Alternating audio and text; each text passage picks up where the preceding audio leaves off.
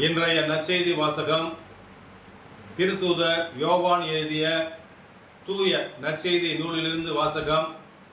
அதிகாரம் 5, இறை வார்த்தைகள் 17 முதல் 30 முடிய. அக்காலத்தில் இயேசு யூதர்களிடம், என் தந்தை இன்றும் செயலாற்றுகிறார், நானும் செயலாற்றுகிறேன் என்றார். இவ்வாறு அவர் ஓய்வு நாள் சட்டத்தை மீறியதோடு நில்லாமல் கடவுளை தம் சொந்த தந்தை என்று கூறி தம்மையே கடவுளுக்கு இணையாக்கியதால் யூதர்கள் அவரை கொல்ல இன்னும் மிகுந்த முயற்சி செய்தார்கள். இயேசு அவர்களை பார்த்து கூறியது, மகன் தாமாக எதையும் செய்ய இயலாது, தந்தையிடம் காணும் செயல்களையே செய்ய இயலும். தந்தை செய்பவற்றை அவ்வாறே மகனும் செய்கிறார் என நான் உறுதியாக உங்களுக்கு சொல்கிறேன். தந்தை மகன் மேல் அன்பு கொண்டு தாம் செய்யும் செயல்கள் அனைத்தையும் அவருக்கு காட்டுகிறார். இவற்றை விட பெரிய செயல்களையும் அவருக்கு காட்டுவார். நீங்களும் வியப்புறுவீர்கள்.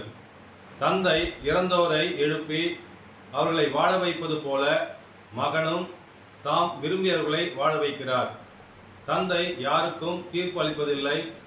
தமக்கு எல்லாரும் மதிப்பு கொடுப்பது போல மகனுக்கும் மதிப்பு கொடுக்க வேண்டுமென தீர்ப்பு வழங்கும் அதிகாரத்தை தந்தை அவருக்கு அளித்துள்ளார். மகனை மதியாதவர் அவரை அனுப்பிய தந்தையையும் மதிப்பதில்லை.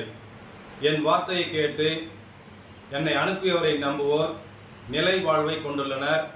அவர்கள் தண்டனை தீர்ப்புக்கு உள்ளாக மாட்டார்கள். ஏற்கனவே சாவை கடந்து வாழ்வுக்கு வந்துவிட்டார்கள் என உறுதியாக உங்களுக்கு சொல்கிறேன். காலம் வருகிறது, ஏன் வந்தே விட்டது. அப்போது இறைமகனின் குரலை இறந்தோர் கேட்பர். அதை கேட்போர் வாழ்வடைவர் என நான் உங்களுக்கு உறுதியாக உங்களுக்கு சொல்கிறேன். தந்தை தாம் வாழ்வின் ஊற்றாய் இருப்பது போல மகனும் வாழ்வின் ஊற்றாய் இருக்குமாறு செய்துள்ளார். அவர் மானிட மகனாய் இருப்பதால் தீர்ப்பு வழங்கும் அதிகாரத்தை முழுவதையும் தந்தை அவருக்கு அளித்துள்ளார். நீங்கள் வியப்புற வேண்டாம், காலம் வருகிறது, அப்போது கல்லறைகள் உள்ளோர் அனைவரும் அவரது குரலை கேட்டு வெளியே வருவர். நல்லன செய்தோர் வாழ்வு பெற உயிர் பெறுவர், தீயன செய்தோர் தண்டனை தீர்ப்பு பெற உயிர் தெழுவர்.